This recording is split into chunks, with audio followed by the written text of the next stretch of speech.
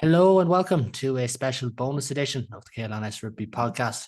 In light of today's major news out of Ulster, we decided to hop on to record, given the magnitude of today's announcement.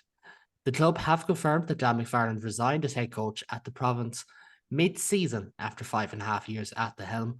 Ulster's longest-running head coach of the professional era steps aside in a fashion that we're pretty much not all that familiar with here in the Irish rugby circle. Join me this evening, we have Ulster fans Jack Fogarty and Adam Latham. So welcome on, fellas. Thank you. Cheers, Callum. It's always good to have you on and just to get an Ulster perspective on this, because I'm sure not many publications will have too much of an Ulster perspective on this. But that all aside, first things first, Jack, what's your reaction to today's news? Well, first things first, gotta feel bad for Jonathan Bradley, who wasn't even the first one to announce the news. Brendan Fanning in the sister publication of the Sunday Independent was the first one to break it. So hard luck, John. But it was just it was always touted, isn't it? It was were they going to be able to get rid of kind of McFarland at the end of this year, because it was clear that things weren't going, and the change was definitely required. And then the news kind of broke, more recently around finances and stuff. So it seemed even more less likely, perhaps, that this would kind of come out. But it's always been mentioned here and there when there've been high-profile losses in the last sort of 12 to 18 months around, McFarland's credentials and whether or not he's up for it. But it was always a bit of a we're not in a position to get anyone else, really. So it always felt like he would see out his contract. At least I thought he'd at least see out the last the sort of this season, really. So it was definitely a shock, because I didn't think that they would be in a financial position to kind of do this, because obviously you'd have to pay out for the rest of his contract, unless there's some sort of release clause that says, well, if you're winning with 2 minutes or 1 minute left on the clock at the Ospreys and you lose to a drop goal, then you're out of a job. Then I don't, that's probably unlikely to be in a release clause for your contract, but you never quite know. But it was probably coming, but I was definitely a wee bit surprised at how quickly they've acted after a pretty high profile loss, I suppose, when we were arguably the stronger team on paper. But as most old school commentators will tell you, the game isn't won on paper, it's won on the pitch. So it's definitely a wee bit of a shock, but it was definitely coming. I don't know what Adam thinks, but yeah.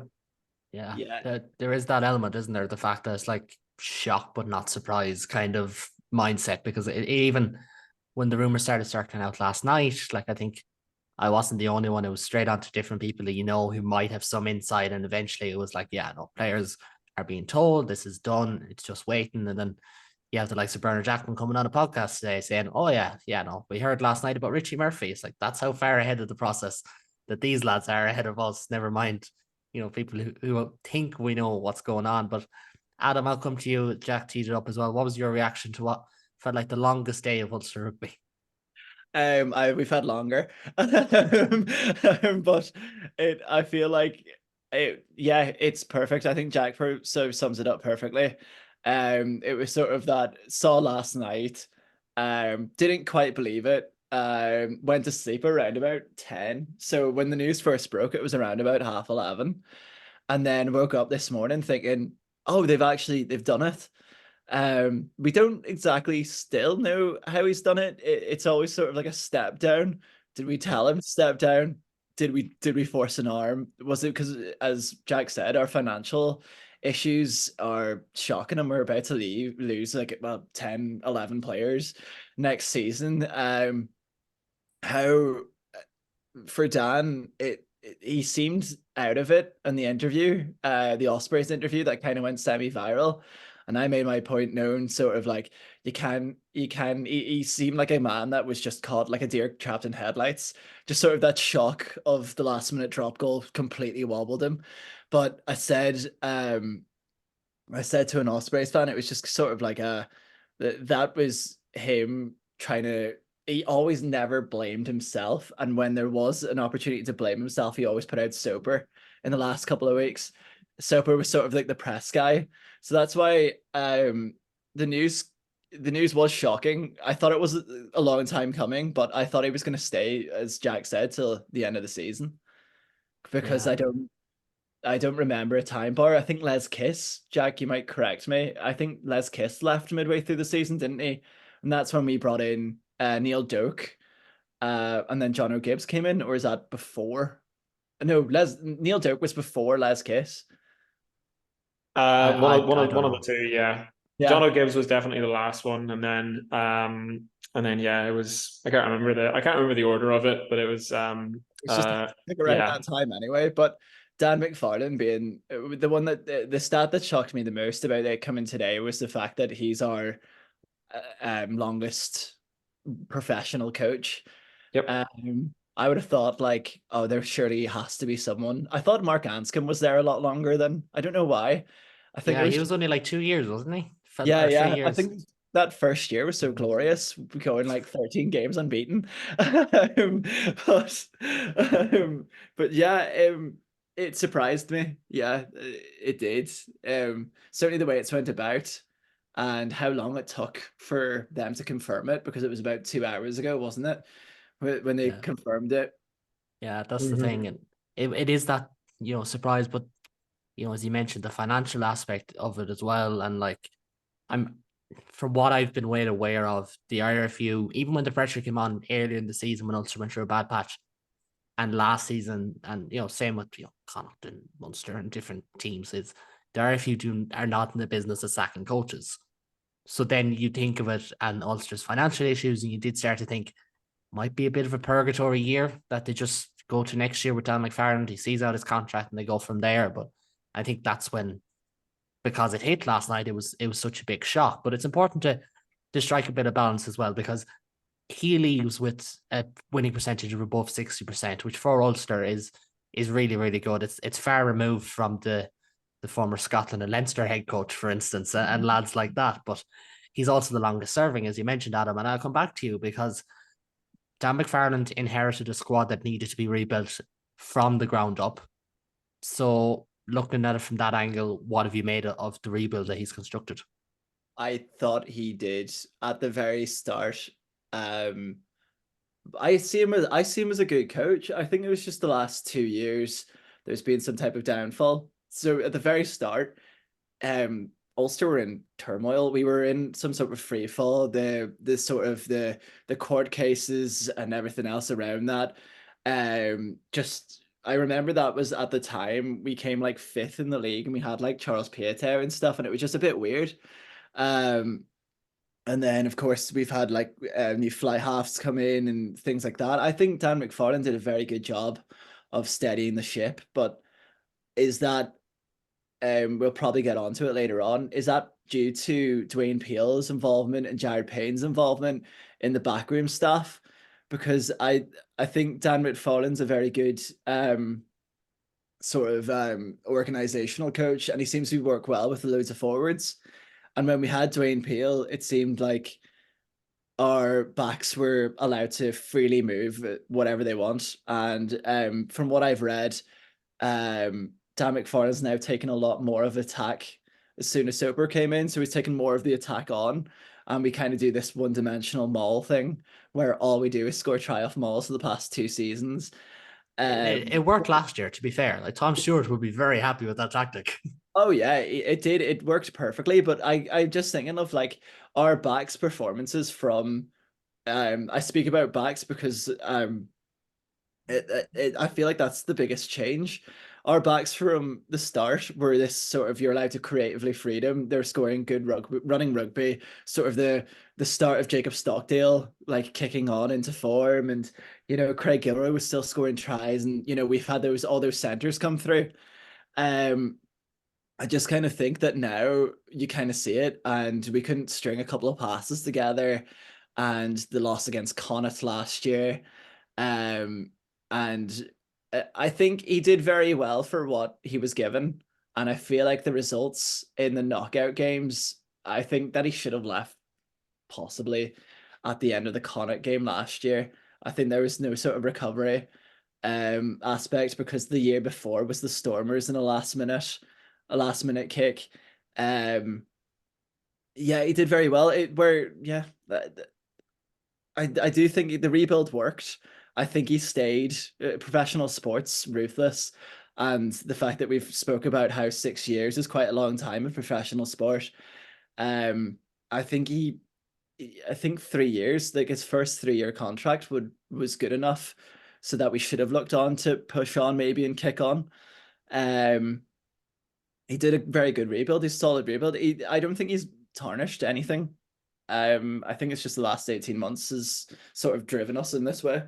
Yeah, I think if I could just jump in on that, it's probably just the fact that, to contextualize it, what you're talking about is, there was a rebuild when he first came in. So that those first sort of 6 months, we saw like quite an uptick in the performance, and we got the family motto of fight for every inch, and everybody was like, oh geez, this is great, we can just do this, and we're all pulling together, and everyone seems to know what they're doing, and technically, he's a very good coach. But I just don't think, like Adam said, we've really pushed on, and with the kind of coaching ticket that we had at the time, and then thinking of the coaching ticket we have now, it's not really felt like any sort of progressions actually happened, which is probably slightly on Dan, slightly on the organization. And I think in terms of getting the right guys in, Ulster Rugby, especially with sort of their pretty poor reputation on PR, they don't really seem to have the best relationship with media and things like that. So in terms of getting the right people in there, it's hard for Ulster to look like a great organization when things just don't seem to be quite right. Nothing's really like flush down the middle. You think about a Munster identity or the Leinster identity, it's pretty much like, there you go, that's set in stone. So we're a little bit, we're trying to emulate guys, but we're also trying to, make it our own identity, but it's just not quite right. And I think that's quite tough for, an organization to do. I'm not saying that anyone knows how to do that, but for what he did, he was very good for those first sort of couple of years. But then, like he said, just didn't quite push on. I want to build on something that Adam said there about, the end of last season. I think there would be an opinion from some fans and some pundits that losing to Connacht last year in a home URC quarterfinal was probably the natural endpoint for this coaching staff and for this project. And you have to remember that the November before last, he was interviewing allegedly for the Leicester Tigers job. And ever since then, there has been talk about this in-camp animosity. I know Craig Gilroy mentioned it at Viaplay, and I didn't see the game. I'm going off what other people said that he's mentioned it. And Adam, I'll let you jump in first and then on to Jack. Do you think these rumors and these so-called stories, if you want to call them that, will be what leaves a sour taste in the mouth of fans? I'll let you go first there, Adam, and Jack can come in after. Yeah, I think with certainly what Gilroy said, and a couple of months ago there was this story about Jackman mentioned it on the podcast about unnamed players coming in and saying about the culture of the team. And certainly what McFarland liked to do is to alienate you if you didn't play well, and if he didn't like you, he just didn't put you on the team. One of these, I think Jack, you might have seen this, but Sean Reedy was asked the question once, and he just kind of went, why did you, what happened, towards the last bit, or why were you not picked? Or he was like, I don't know, something to do with the coach. I don't think he was particularly fond of him either. I think ever since this season especially, you think of Marcus Ray, how well he did in his sort of first game against Leinster. And then the second season, we're all expecting him to kick on, and then he just disappears. Apparently that was the falling out as well. There was loads of these sort of falling outs that happened. Allegedly. Allegedly. Allegedly. I'm not editing this, so it's fine. Allegedly. I'll be in contact with Gilroy's lawyers as well, just to see if we can join help that. But allegedly there's been a lot of unrest, and there's a big sort of he just threw everything. He was a very discipline worthy coach, and if you just didn't fit into that, you just didn't get in the team. And we've seen some bizarre selections this year, like Mike Lowry starting at wing at the start. And that's what I was. Sorry. Yeah. Yeah, but Balogun being fully fit, Yeah. Mike Laurie starting on wing, Mike Laurie pulls out, you know, and that's how Balogun gets on the pitch. Like there's something wrong there, and Balogun is probably, Jack, you're probably going to mention this, has probably been the biggest change in the dip of form I've seen from Balogun being the storming, really quick, scored a hat-trick against Toulouse a couple of years ago, to now being kind of just lost and not getting involved. And yeah. Yeah, you can jump in there, Jack, on your thoughts on this.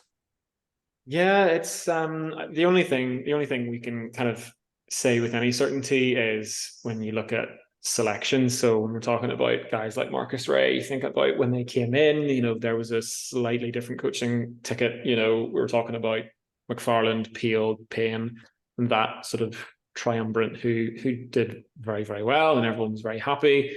They then did so well that they got jobs elsewhere, moved on. Maybe, you know, mixed bag of fortunes there. But in terms of, the selection, you know, it was always Ray, Timoney, and Vermeulen, who were that kind of back row pairing. Great back row pairing, very much that kind of pilfering back row style with, you know, Dwayne as your kind of defensive organizer and kind of maul sort of specialist added in there as well. You know, he did show a bit of carrying towards the end as well, even though that wasn't really his role. But yeah, in terms of selection, you can look at the change in, you know, Marcus Ray getting picked for pretty much a solid season, playing really well, one of the best back rowers. His stats were unbelievable. He was making turnover after turnover, probably won a game. Which, you know, as soon as he wasn't being selected anymore, those numbers then just dipped for the whole team. No one else seemed to be getting involved doing that. You know, a few other guys who, you know, would be selected and then not seen for weeks and weeks and weeks. They'd come in, they'd play well, then you wouldn't see them again. So really, really bizarre, because in terms of, you know, fan input and fan kind of opinion, you're looking at it thinking, that doesn't make any sense. He came in and he played really well. So you can only imagine that, you know, it must be something else that's gone on in training. There's been a bust up, who knows? But we've heard of high profile kind of bust ups in trainings before, and guys are back in the team, you know, the same week. So, you know, in terms of that man management, maybe that was something that he wasn't so great at, because, you know, we're talking about guys like Balogun who aren't in a structure to perform, but they also just look like they don't really want to get involved either. And poor Bob was just sat at the other end of the Liberty Stadium, or sorry, the Swansea.com stadium, I think you have to call it now. Just warming up. Yeah, just warming up for the whole game. And I was just looking, my wife was there, and I was like, why are they not getting Bob on? Just get Bob on the pitch. You know, Jacob had dropped a few balls at that point. He wasn't playing well. Just get Bob on. And if Bob's not getting on, then why is he on the bench? Because everyone talks about a 23-man game, like no sign of him at all. And we're just trudging off at the end of the pitch, and it's at the end of the game. You're just like, what's going on? It's just bizarre how you know, things managed, and guys want to play games, so you need to play them. Like it's you know, it's very simple. You can do rotation and all that, but when guys are coming in after 5-6 weeks out in the cold, you can't really expect them to just go in and perform again, like Johnny Sexton, you know, at 38, when he's just like, yeah, I can do that. It's like, yeah, well, funnily enough, he's got 100 caps under his belt, and he knows exactly what he's doing. Like, these are young players that you need to blood them in, you need to get them going. So definitely loads of question marks around that for me as well. Even to add on to player management, like Billy Burns was like basically injured for one season, and he was hopping around in one leg, and he always sort of got injured, but no 10 ever dismantled him there. No 10 ever shook him. I feel like that he had like a lot of players that were just undroppable, and that's how he worked. And yeah, he's one of the first coaches I've seen since probably around about 2011, 2012, and subs weren't like used as much, but he's like the first sort of guy to not use all their players. Like Dave Shanahan always sort of gets left out of squads, and when he does get in the squad, he never comes on. There's like, yeah, I completely agree with Jack on player management. It's just bizarre. Yeah. And it's interesting because one certain coaches do get hounded for their use of the bench, others don't. That's fair. Dan McFarland has been. One who hasn't been is the man who's expected to come in and replace him, which is Richie Murphy, who has not exactly been one to just ring the changes for the Ireland under-20s relative to under-20s rugby. It's just ironic that that's where we're moving on to anyways. And that was confirmed today that he will take charge for the remainder of the campaign, starting after the under-26 Nations. This was a bit that had to be qualified during the day. That does mean he's starting with a trip to South Africa. So apologies to Richie for that in that way. Jack, I'll let you start off here. Ulster have half a season worth of games to go. I think they'll have 8 URC games by the time Richie takes over, Richie Murphy. And they'll have obviously the Challenge Cup and as far as they advance there. How do you think they will go about the season from here? Yeah, it's funny. Yeah, it's funny about the bench, because I remember us whenever you talk about Burns being undroppable, that was certainly Dan's must have been his thought process, because there was pressure. You start Billy Burns and you had Larry at fullback, so he was always your kind of like, oh, he's our backup 10, so we'll stick a center in the 22 jumper. So invariably that was Luke Marshall, for example. So he would fill that, and that was something that we see with the Ireland team. But again, apples and oranges in terms of your quality player.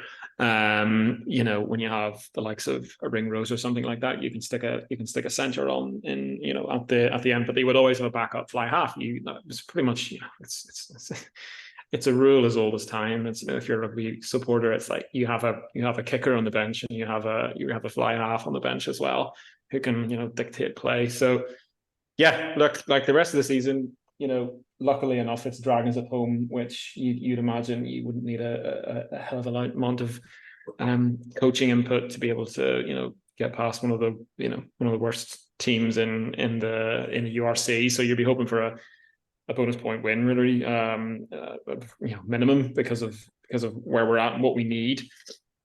You need to be kind of burying those guys and really building confidence. I'm not sure exactly the by the time Six Nations ends and the trip to South Africa, I don't know if the Montpellier game's before or after the trip to South Africa. It's after. It's 1 second. I want to just get this to load. It's definitely after. So it's April, right? So it'll be Yeah. So it's Dragons at home in the next bye week of the Six Nations. Sharks the week after the Six Nations ends. The Stormers the week after that. And then it's Montpellier in the round of 16. So yeah, you're talking about one home game where you should at least get things back on track and people will feel a little bit more okay, right? We've got to win under our belts, hopefully get a little bit of distance between the guys in 9th and 10th in league, coincidentally Munster and Connacht. Yeah, you realize we have Zebra next. It's not exactly which is not going to happen when you consider the next couple of results. But you need to keep pace, and obviously that's something that's like sort of non-negotiable. There's obviously the trip to South Africa where you're playing for losing bonus points. Really, you're playing for 1 or 2 points. If you get 2 points out of both games, you leave with 4 points. That's probably pretty good going.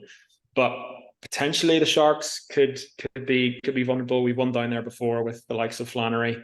Actually pulling the strings and playing really well, but it'll likely depend if we've got the big hitters back, if Hendy's not too badly injured, if Rob Herring is able to come back. I don't really know the real sort of layoff time for that, but there's about 8 games left, and I think if Ulster can get about 4 or 5, then they might be okay, because there's the likes of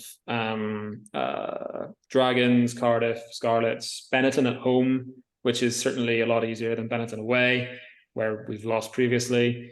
And then you've got obviously the big games with the 2 South African teams, and you've got the finishing off the season of a lovely run-in with Leinster, and then away to Munster for a lovely game in Thomond Park. That's probably, granted, going to South Africa is probably its own ballpark, but like Dragons at home, you'd imagine that's 5 points. Cardiff at home, you'd imagine that's 5 points. Yep. Benetton at home, we'll say 4. Give them their dues. We'll say 4 there.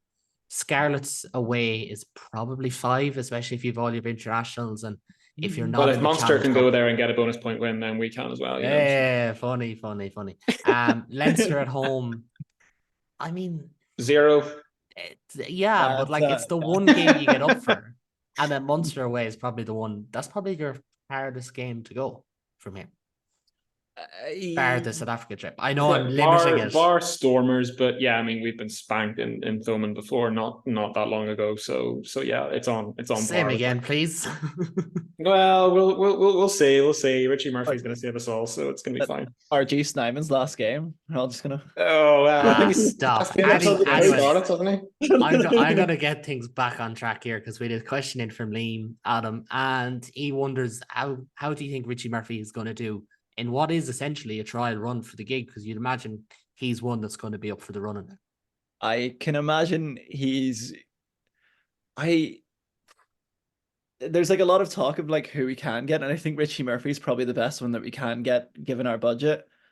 I think Payne, like in terms of like the sort of coaching sphere that we've set up, that we've all sort of talked ourselves into, everyone's been mentioned on Twitter today. From me joking about Sean Edwards and people taking that seriously, to Michael Cheka, who everyone is fully convinced will sign because he's got enough money. I'm sure he'll love a wee house in Bangor. But like, I think Richie Murphy will come in and do well. It's going to be interesting to see how an under-20s coach goes into a provincial side, given the resources that he has. I think the resources and the pathways that feed the under-20 side might be bigger than the Ulster budget, to be honest. But that's probably another day's conversation. And also the fact that like there's a couple of Ulster lads in that. So there's more Ulster lads get picked in that under-20 side than there is in the senior side at the minute. But granted, some of them are on the bench and like 2 of them start or something like that. But I think he's gonna come in, and I think it's a classic thing of always getting a new coach and expecting a big win first off to get everyone really excited. And I think I'm just stepping into it skeptical because I remember feeling the same way about Dan McFarland. But yeah, do you know what I mean? Like I'm there's a part of me that thinks this is a really good appointment, and this is probably going to be the job interview. Whether or not we're going to storm on to a Challenge Cup win against Montpellier, who have lost Gabrizi, and I feel like that's going to be a big factor in everything. But yeah, I want him to do well. I feel like we have to do well, but I feel like there's other issues in that setup that needs changed before we actually kick on. And I think with Richie Murphy coming in, he needs to actually take it, because I think it's Bryn Cunningham's in control of. He's now sort of cemented himself as a director of rugby now. That's certainly what it feels like. We might come back to him because I want to ask Jack a question here anyways. And Jack, this is my own, this isn't a listener question, although we have a couple of listener questions. With Richie Murphy, you've got a guy who has been undoubtedly a proven success at under 20 level. Yep. Under 20 is very much a not short-term vision, but certainly a very set vision, you know, how you want to go about things. Outside of that, he doesn't have much experience. He was a kicking coach and a skills coach outside of that before the under 20 gig. Jared Payne, who people will join the dots and connect him, he's only been an assistant coach. If Dwayne Peel comes back, probably you could say better as an assistant coach. Mark McCall's name will start floating around, you would imagine, at some stage, whether he wants it or not. And he's probably the only one with head coaching experience. Do you think Ulster will be weighing this up? And it is important to note, Ulster will not make this decision by themselves. It will be with the help of the IRFU. Granted, ironically, it'll probably be David Nucifor's decision and his last decision before giving the keys to David Humphreys, which feels mad, but that's how the IRFU run their ship. How do you think their selection process will be? Do you think Murphy, the fact that he's getting this, is probably a big indicator of how it's going to go as well? Yeah, I think think about people's ambitions here. You know, if they get into coaching, they're not doing it lightly. They're getting in there because they wanna give it a lash. And you've seen what Rog can do. Rog finished up playing, went off, learned a ton about went to New Zealand, went to France. He's now cemented himself as a head coach. That's from going through the ringer, through all kinds of just soaking up knowledge and things like that. Richie Murphy was probably going to be no different. Like you say, started off kicking coach, moved in. He's now doing the 20s. He's now got nothing left to prove with the 20s other than maybe a World Cup win for the 20s. But you can only judge a guy on what he's on what his CV says, and his CV right now is pretty sparkling, because you can see what he's been able to do. Been able to beat France's under 20s, which is essentially beating the top team at 20s level, apart from maybe All Blacks in South Africa. So very lots of similarities between that and the senior game. So Richie Murphy, I think, wants to have a crack at a head coach role. Like, why wouldn't he? So what he can do is he can get guys from season to season. He has a new squad every year. So the 20s squad changes dramatically from year to year. There's a couple of guys who come in who might be 18, 19, so they can go a couple of seasons. So he can work with new guys. He can implement a strategy. He can implement attack and defense. And he talks about how the attack is the easy part. It's implementing a good defensive structure that can be the hardest part, and that's definitely applicable in Ulster's kind of problems because of their high profile defeats in Europe and losing lots. So we know that Richie Murphy can come in here and do a job in the short term because he's used to doing that. He's got to get 5 wins, and that's all. So he's got a short space of time to work with the 20s.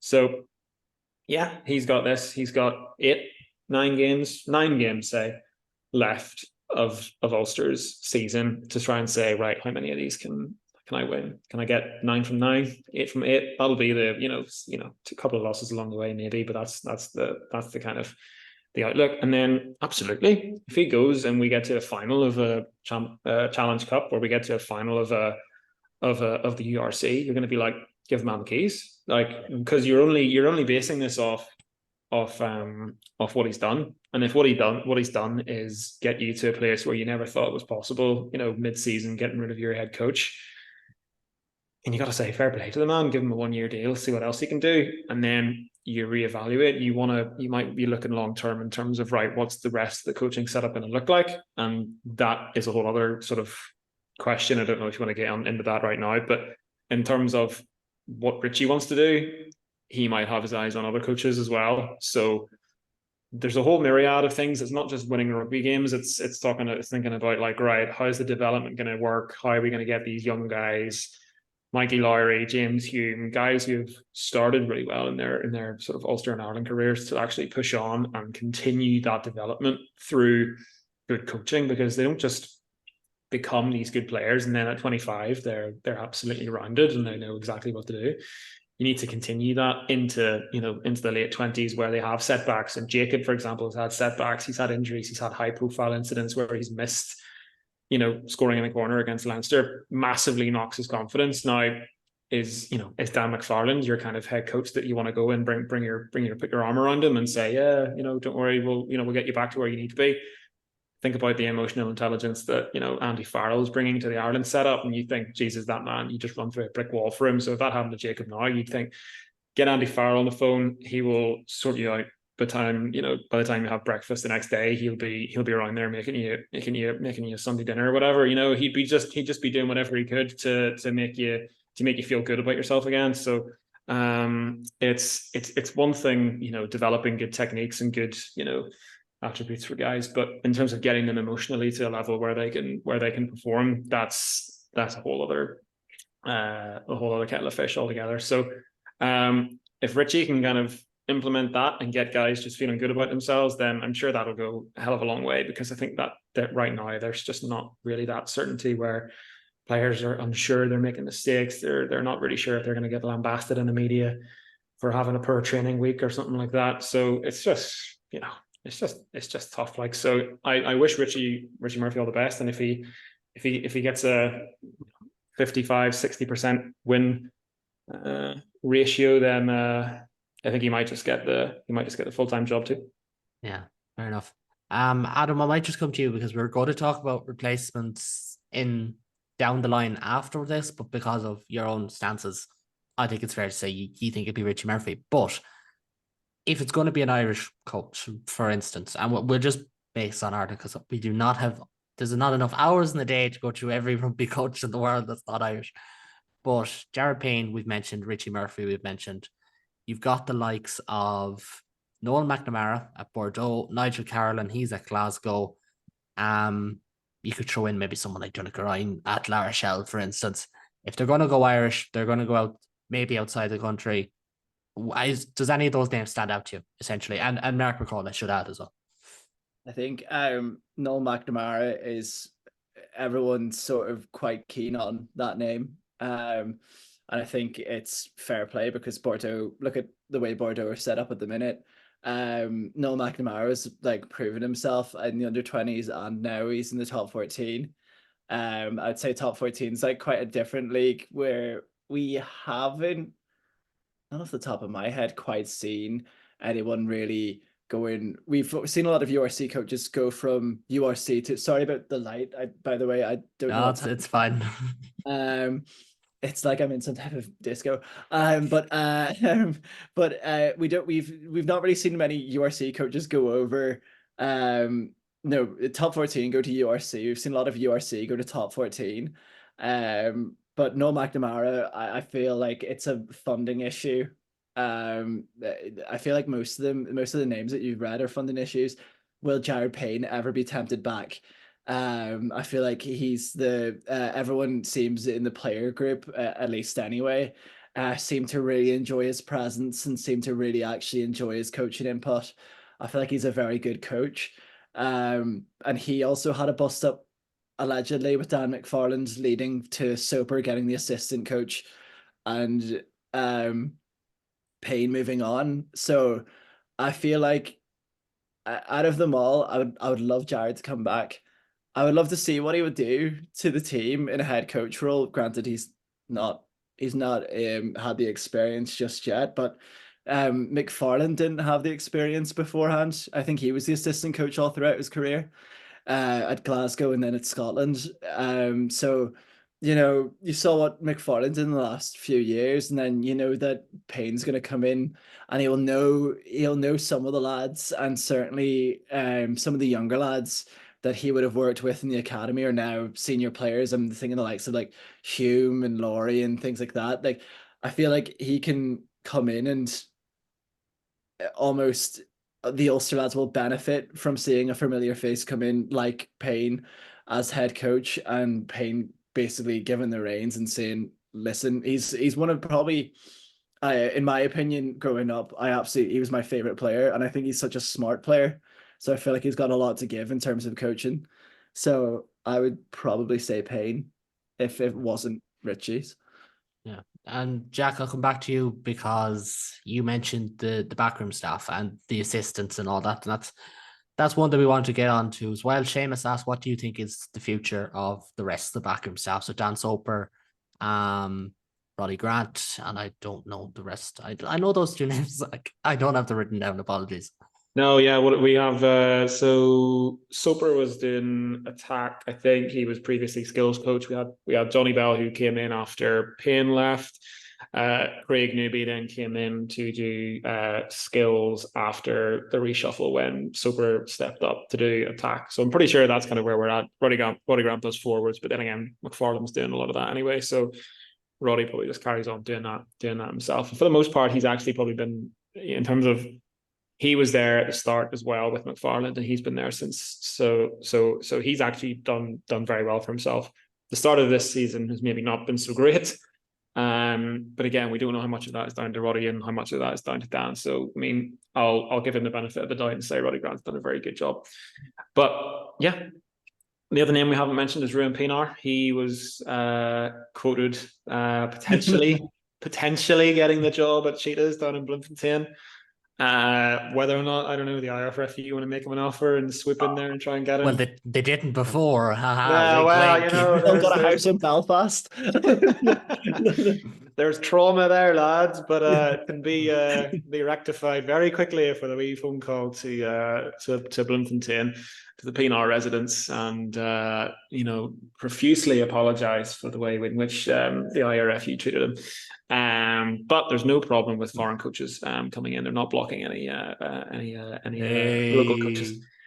So look, like you talk about, Payne and Peel, they're going off and they're trying to make a name for themselves. They're trying to make it work. And I see recently that Payne's now dual jobbing it as well, along with Peel. I think Payne's doing attack and defense, and now Peel is doing the head coach role and the attack role. So I don't know what Scarlets are doing down there, but we'll see what happens. But it's very much, you want to try and get guys in who will build more than the sum of their parts, right? So if you can get guys in, which we'll have to do it on a budget, we'll have to do it on a bit of a shoestring for the next couple of years. So what's way more important now is thinking of, okay, well, in 2025 we get a new principal sponsor for Ulster Rugby, probably new stadium rights as well.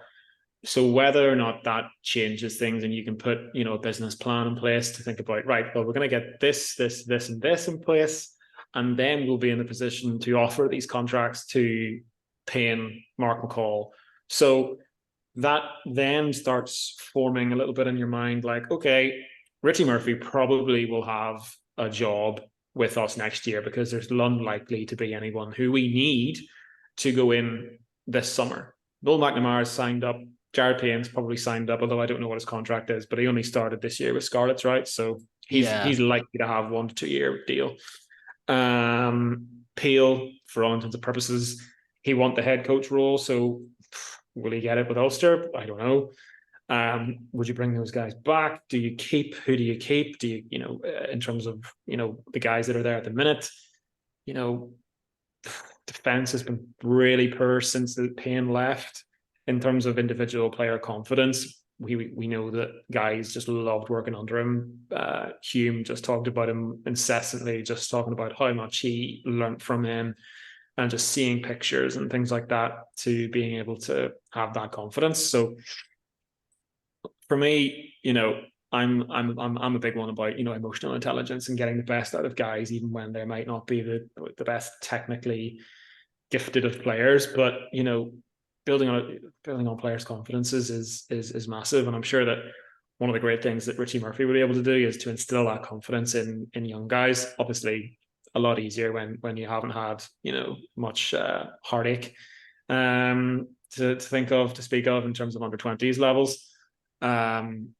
He can certainly bring that energy, and he can certainly bring that sort of focus back for the next couple of months. So maybe PNR would be amazing. It'd be a bit of a Hollywood story, but it would certainly light up the socials for Ulster, and we can get some highlight reels back of him playing. We know how much he loved his time here, and we've got some guys who we might want to bring back in. But I'd probably caution against that, because we've done that with a few guys already, and it's not quite worked out. So I would go off guys' sort of CVs and be like, okay, yep, Richie Murphy has got a very good CV.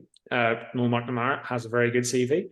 If you can get him in on 2025, then absolutely grand. Mark McCall, he's gone off and he's got himself a very, very good CV now. After he left us, will he want to come back?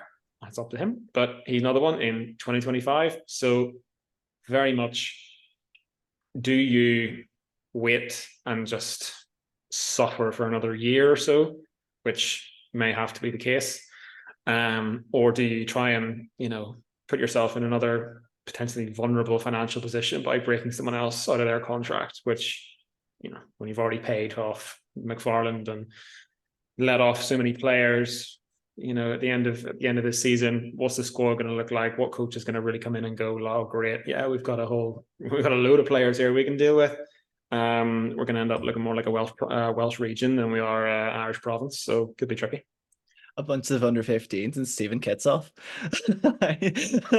Just get the AIL guys in there. Get Inster tearing up trees in 2B, and we've got the Hinch boys and Armagh, going well in 1A. So I mean, there's players out there. There's plenty of guys who can do a job. So it's just whether or not we've got the eye to spot these guys and their kind of talent. So plenty of options out there. It just might not be your number one guy for another 12 to 18 months.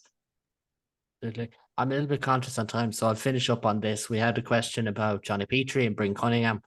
So just really quickly, Adam wants to start with you. Do you think these lads should follow Dan out the door, given the expected financial issues that are coming over the hill?